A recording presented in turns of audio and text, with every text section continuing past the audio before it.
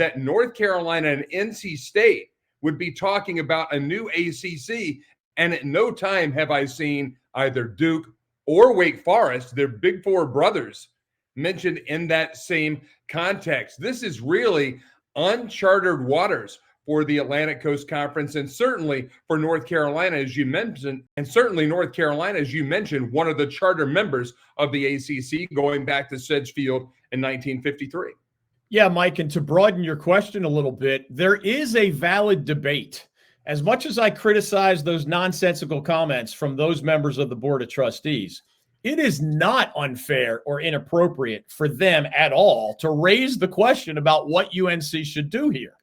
On the one extreme, some want the Tar Heels to aggressively seek an ACC exit, the way Clemson and Florida State are already doing. On the other end of the spectrum, you have those who want the Tar Heels to aggressively fight for the future of the ACC, even if that means an ACC at some point down the road without Clemson and without Florida State. There's, of course, a third approach, which would mean to me, rather than aggressively going to either end of those polar opposites, you can play a wait-and-see game a while longer as 5 different lawsuits play out, as you and I have discussed in other videos, involving Clemson and Florida State and the Atlantic Coast Conference.